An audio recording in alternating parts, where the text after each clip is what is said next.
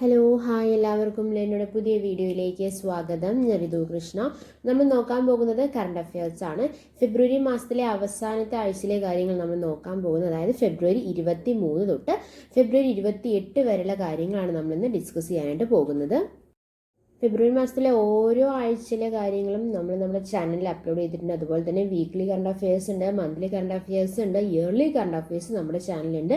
ഇനിയും നമ്മുടെ channel subscribe ചെയ്യാത്തവർ വേഗം സബ്സ്ക്രൈബ് ചെയ്യുക. ഓക്കെ, അതിൽ ആദ്യത്തെ ചോദ്യം ഇതാണ്: who retain the top spot in the ICC rankings? അതായത് എന്താണ് റീറ്റെയിൻ എന്നാണ് പറഞ്ഞിരിക്കുന്നത്, അതായത് നിലനിർത്തി എന്നർത്ഥം. അതിൻ്റെ അർത്ഥം കഴിഞ്ഞ പ്രാവശ്യം അദ്ദേഹം തന്നെയായിരുന്നു അല്ലേ. ICC റാങ്കിങ്ങിൽ 1-ാം സ്ഥാനം നിലനിർത്തിയത് ആര് എന്നാണ് ചോദ്യം. ആരാണ്? The right answer is Shubman Gill. Okay, ICC ഏകദിന ബാറ്റർമാരുടെ റാങ്കിങ്ങിൽ 1-ാം സ്ഥാനം നിലനിർത്തിയിരിക്കുന്നത് ആരാണ്? ഇന്ത്യൻ താരമായിട്ടുള്ള ശുഭ്മാൻ ഗില്ലാണ്. 2-ാം സ്ഥാനത്തുള്ള പാകിസ്ഥാൻ താരം ബാബർ അസമിനേക്കാൾ 47 പോയിന്റ് അധികമാണ് ഗില്ലിന്. പാകിസ്ഥാനെതിരായ മത്സരത്തിലെ സെഞ്ചുറിയോടെ വിരാട് കോഹ്ലി ആദ്യ 5-ൽ തിരിച്ചെത്തിയിട്ടുണ്ട്. ഇന്ത്യൻ ക്യാപ്റ്റൻ രോഹിത് ശർമ്മ 3-ാം റാങ്കിൽ തുടരുന്നു. ശ്രേയസ് അയ്യരാണ് ആദ്യ 10-ലുള്ള മറ്റൊരു ഇന്ത്യക്കാരൻ എന്ന് പറയുന്നത്. ബോളർമാരുടെ റാങ്കിങ്ങിൽ ശ്രീലങ്കയുടെ മഹീഷ് തീക്ഷണയാണ് 1-ാമത്. കുൽദീപ് യാദവാണ് ആദ്യ 10-ലുള്ള ഏക ഇന്ത്യൻ താരം. ഓക്കെ, അടുത്ത ചോദ്യം, രണ്ടാമത്തെ ചോദ്യം: who is the second principal secretary of PM? അതായത് പ്രധാനമന്ത്രിയുടെ 2-ാം പ്രിൻസിപ്പൽ സെക്രട്ടറി ആരാണ് എന്നാണ് ചോദ്യം. ആരാണ്? The right answer is Shaktikanta Das. Reserve bank മുൻ ഗവർണർ ആയിരുന്നു കേട്ടോ അദ്ദേഹമാണ് നരേന്ദ്രമോദിയുടെ 2-ാമത്തെ പ്രിൻസിപ്പൽ സെക്രട്ടറി ആയിട്ട് നിയമിതനായിട്ടുള്ളത്. ഗുജറാത്ത് കേഡർ റിട്ടയർ IAS ഉദ്യോഗസ്ഥനായിട്ടുള്ള PK മിശ്രയാണ് നിലവിലെ പ്രധാനമന്ത്രിയുടെ പ്രിൻസിപ്പൽ സെക്രട്ടറി പദവിയിലുള്ളത്. 1980 തമിഴ്നാട് കേഡർ IAS ഉദ്യോഗസ്ഥനായിട്ടുള്ള ശക്തികാന്ത ദാസ് റിസർവ് ബാങ്ക് ഗവർണറായിട്ട് 6 വർഷം സേവനം ചെയ്ത ശേഷം ഡിസംബറിലാണ് അദ്ദേഹം വിരമിച്ചത്. നീതി ആയോഗ് CEO BVR സുബ്രഹ്മണ്യത്തിന്റെ കാലാവധിയും 1 വർഷം നീട്ടുമെന്നാണ് അറിയാൻ കഴിഞ്ഞിട്ടുള്ളത്. അടുത്തത് മൂന്നാമത്തെ ചോദ്യമാണ്: who is the new chief minister of Delhi? അല്ലെ, ഡൽഹിയിലെ പുതിയ മുഖ്യമന്ത്രി ആരാണ് എന്നാണ് ചോദ്യം. 4-മതും അവിടുത്തെ വനിതാ മുഖ്യമന്ത്രിയാണ്. ആരാണ്? ദ റൈറ്റ് ആൻസർ ഈസ് രേഖ ഗുപ്ത.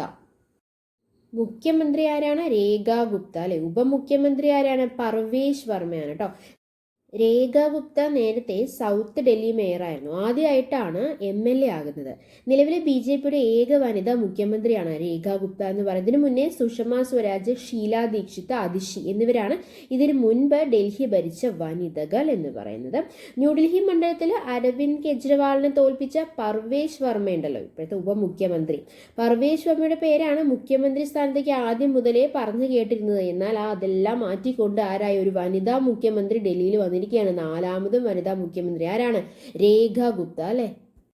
രേഖ ഗുപ്തയെ കുറിച്ച് കൂടുതൽ പറയാനാണെങ്കിൽ ഹരിയാനയിലെ ജുലാന സ്വദേശിയാണെങ്കിലും SBIയിൽ മാനേജറായിരുന്ന പിതാവ് ജയ് ഭഗവാൻ ജിൻഡാലിന്റെ ജോലിയുമായി ബന്ധപ്പെട്ട് രേഖയ്ക്ക് 2 വയസ്സുള്ളപ്പോൾ ഡൽഹിയിൽ എത്തിയതാണ് കുടുംബം. 1992 മുതൽ ABVPയിൽ സജീവമായിരുന്നു. 1994-95 ഡൽഹി ദൗലത് റാം കോളേജിലെ വിദ്യാർത്ഥി യൂണിയൻ സെക്രട്ടറിയായി.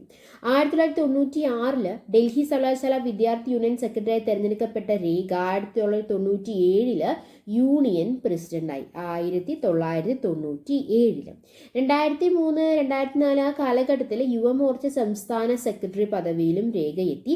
2004-06 യുവമോർച്ചയുടെ ദേശീയ സെക്രട്ടറി ആയിട്ട് തെരഞ്ഞെടുക്കപ്പെട്ടു.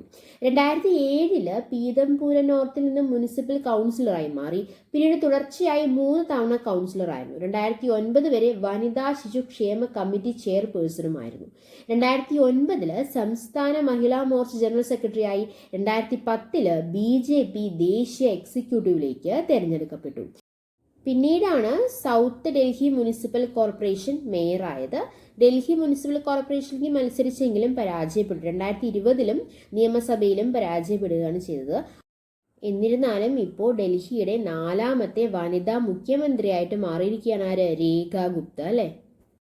അടുത്ത ചോദ്യം, നാലാമത്തെ ചോദ്യം, which state has the highest unemployment rate? അല്ലേ, തൊഴിലില്ലായ്മ ഏറ്റവും കൂടുതലുള്ള സംസ്ഥാനം ഏതാണ് എന്നാണ് ചോദ്യം. കേരളമാണോ? അല്ല കേട്ടോ, പേടിക്കണ്ട, കേരളമല്ല. Which state has the highest unemployment rate? The right answer is Jammu Kashmir. അപ്പോൾ കേന്ദ്ര സ്റ്റാറ്റിസ്റ്റിക്കൽ മന്ത്രാലയത്തിലെ കണക്കുകൾ പ്രകാരം ഒക്ടോബർ ഡിസംബർ കാലയളവിൽ എന്താണ് ഏറ്റവും കൂടുതൽ തൊഴിലില്ലായ്മ ഏറ്റവും കൂടുതൽ കണ്ടുവരുന്ന എവിടെയാണ്? ജമ്മു കാശ്മീരിലാണ്. 13.1%. അതാണ് കേട്ടോ. രണ്ടാമത് നിൽക്കുന്നത് ഹിമാചൽ പ്രദേശാണ്. അപ്പോൾ നമ്മുടെ കേരളത്തിന്റെ സ്ഥാനം എന്ന് പറയുന്നത് 5ാമതാണ് കേട്ടോ. കേരളത്തിലെ നഗരമേഖലയിൽ തൊഴിലില്ലായ്മ നിരക്കിൽ കാര്യമായ കുറവ് വന്നിട്ടുണ്ട് എന്നാണ് ഇതെന്നും നമുക്ക് മനസ്സിലാക്കാൻ പറ്റുന്നത്. ജൂലൈ സെപ്റ്റംബറിൽ 10.1% അത് ഇപ്പോൾ എത്രയായിട്ട് കുറഞ്ഞിട്ടുണ്ട്? 8.6% കുറഞ്ഞിട്ടുണ്ട്. തൊഴിലില്ലായ്മ നിരക്കിൽ രാജ്യത്ത് 5ാമതായിട്ട് മാറിയിട്ടുണ്ട് ഇപ്പോൾ കേരളം. കഴിഞ്ഞ പ്രാവശ്യം 4ാമതായിരുന്നു. രാജ്യത്തെ സ്ത്രീകളുടെ തൊഴിലില്ലായ്മ നിരക്ക് ജൂലൈ സെപ്റ്റംബർ 8.4 നിന്ന് 8.1% കുറഞ്ഞിട്ടുണ്ട് എന്നാണ് നമുക്ക് മനസ്സിലാക്കാൻ കഴിഞ്ഞിട്ടുള്ളത്.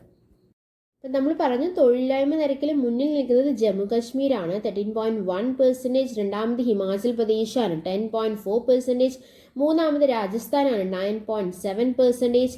നാലാമത് ഒഡീഷയും ബീഹാറുമാണ്, 8.7%. അഞ്ചാമത് കേരളത്തിനൊപ്പം ആരുണ്ട്? ഛത്തീസ്ഗഡും ഉണ്ട്, 8.6%. അസം 8.2%. ഇത് തൊഴിലില്ലായ്മ ഏറ്റവും കൂടുതലുള്ള സംസ്ഥാനങ്ങളാണല്ലേ. അപ്പോൾ ഏറ്റവും കുറവ് എവിടെയാണ്? ഗുജറാത്തിലാണ്. ഗുജറാത്തിൽ 3%, ഡൽഹിയിൽ 3.1% മാത്രമാണുള്ളത്. അടുത്ത ചോദ്യം, അഞ്ചാമത്തെ ചോദ്യം, whose birthday is commemorated as national women's day? അല്ലേ, ദേശീയ വനിതാ ദിനമായിട്ട് അനുസ്മരിക്കുന്നത് ആരുടെ ജന്മദിനമാണ് എന്നാണ് ചോദ്യം. ആരുടെ ജന്മദിനമാണ്? ഇന്ത്യൻ നാഷണൽ കോൺഗ്രസ് പ്രസിഡന്റ് ആയിട്ടുള്ള ആദ്യ ഇന്ത്യൻ വനിതയുടെ ജന്മദിനമാണ് നാഷണൽ വിമൻസ് ഡേ ആയിട്ട് ആചരിക്കുന്നത്. ആരായിരുന്നു ഇന്ത്യൻ നാഷണൽ കോൺഗ്രസ് പ്രസിഡന്റ് ആയിട്ടുള്ള ആദ്യ വിദേശ വനിതയല്ല, ആദ്യ ഇന്ത്യൻ വനിതയാണ് കേട്ടോ. ആരാണ്? The right answer is Sarojini Naidu. അല്ലെ, സരോജിനി നായിഡുവിന് സ്മരണാർത്ഥമാണ് ദേശീയ വനിതാ ദിനം ആചരിക്കുന്നത് എന്നാണ് പറയുന്നത്. അപ്പോൾ ഇന്ത്യൻ നാഷണൽ കോൺഗ്രസ് പ്രസിഡന്റ് ആയിട്ടുള്ള ആദ്യ ഇന്ത്യൻ വനിതയാണ് സരോജിനി നായിഡു. ആദ്യ വനിതാ പ്രസിഡന്റ് അല്ലെങ്കിൽ ആദ്യ വിദേശ വനിത ആരായിരുന്നു? ആനി ബസന്റ് ആയിരുന്നു. ഇന്ത്യൻ നാഷണൽ കോൺഗ്രസിന്റെ ആദ്യ വനിതാ പ്രസിഡന്റും ആര് തന്നെയാണ്? ആനി ബസന്റ് തന്നെയാണ്. ആദ്യ വിദേശ വനിത ആരാണ്? ആനി ബസന്റ് ആണ്. എന്നാൽ ഇന്ത്യൻ നാഷണൽ കോൺഗ്രസ് പ്രസിഡന്റ് ആയിട്ടുള്ള ആദ്യ ഇന്ത്യൻ വനിത ആരാന്ന് ചോദിച്ചു കഴിഞ്ഞാൽ ആരാണത്? സരോജിനി നായിഡു ആണ്. 1925 നടന്ന INC സമ്മേളനത്തിലാണ് സരോജിനി നായിഡു അധ്യക്ഷ പദവി അലങ്കരിക്കുന്നത്. അല്ലെ, എന്നാണ് നാഷണൽ വിമൻസ് ഡേ? എന്നാണ്? ഫെബ്രുവരി 13 നാഷണൽ വിമൻസ് ഡേ. അന്ന് ആര് സ്മരണാർത്ഥമാണ് നാഷണൽ വിമൻസ് ഡേ ആചരിക്കുന്നത്? സരോജിനി നായിഡു. അല്ലെ, INC പ്രസിഡന്റ് ആകുന്ന ആദ്യ ഇന്ത്യൻ വനിതയായിട്ടുള്ള സരോജിനി നായിഡു, INC രണ്ടാമത്തെ വനിതാ പ്രസിഡന്റ്. അതുപോലെ തന്നെ 1925 ഉത്തർപ്രദേശിൽ നടന്ന INC സമ്മേളനത്തിലാണ് INCയുടെ ഔദ്യോഗിക ഭാഷയായിട്ട് ഹിന്ദുസ്ഥാനി തിരഞ്ഞെടുക്കപ്പെട്ടത്.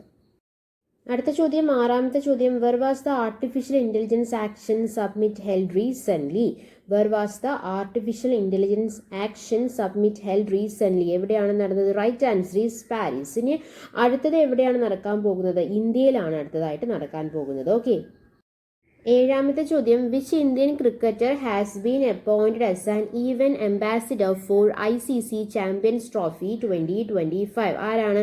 The right answer is Shikhar Dhawan. Shikhar Dhawan has been appointed as an event ambassador for ICC champions trophy 2025. എട്ടാമത്തെ ചോദ്യം, PM Yuva 2.0 scheme is launched by which ministry? അല്ലേ, ഏത് മിനിസ്ട്രിയാണ് ഇത് ലോഞ്ച് ചെയ്തത് എന്നാണ് ചോദ്യം. PM Yuva 2.0. The right answer is ministry of education.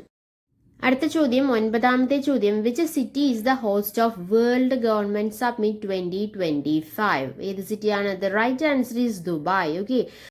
അടുത്ത ചോദ്യം, അവസാനത്തെ ചോദ്യം, പത്താമത്തെ ചോദ്യം, where is the 14th Asian fisheries and aquaculture forum being held? എവിടെയാണ് നടന്നത്?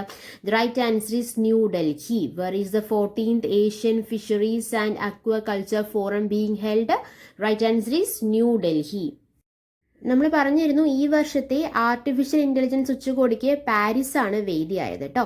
അവിടെ ആരായിരുന്നു അധ്യക്ഷ പദവി വഹിച്ചത്? പ്രധാനമന്ത്രി നരേന്ദ്രമോദിയും ഫ്രഞ്ച് പ്രസിഡന്റ് ഇമ്മാനുവൽ മാക്രോയുമാണ് അധ്യക്ഷത വഹിച്ചത്. ഓക്കെ, 100ഓളം രാജ്യങ്ങളാണ് അതിൽ പങ്കെടുത്തത്. സാമ്പത്തിക രംഗത്തെ ഫലപ്രദമായ AI ഉപയോഗം എന്നതായിരുന്നു AI ആക്ഷൻ ഉച്ചകോടിയുടെ മുഖ്യ അജണ്ട എന്ന് പറയുന്നത്. അടുത്ത വർഷം എവിടെയാണ് നടക്കാൻ പോകുന്നത്? ഇന്ത്യയിലാണ്. ഓക്കെ, അപ്പം നമ്മൾ കുറേ കാര്യങ്ങൾ ഡിസ്കസ് ചെയ്തു. ഫെബ്രുവരി മാസത്തിലെ അവസാനത്തെ ആഴ്ചയിലെ കറണ്ട് അഫയേഴ്സാണ് നമ്മൾ നോക്കിയത്. എടുത്ത കാര്യങ്ങളെല്ലാം നിങ്ങൾക്കുള്ളൊരു ഉപകാരപ്പെട്ടു എന്ന് പ്രതീക്ഷിക്കുന്നു, മനസ്സിലായെന്ന് പ്രതീക്ഷിക്കുന്നു. അങ്ങനെ ഉപകാരപ്പെട്ടിട്ടുണ്ടെങ്കിൽ നമ്മൾ ലേണിനുള്ള ചാനൽ സബ്സ്ക്രൈബ് ചെയ്യുക, സപ്പോർട്ട് ചെയ്യുക. Thanks for your time. By.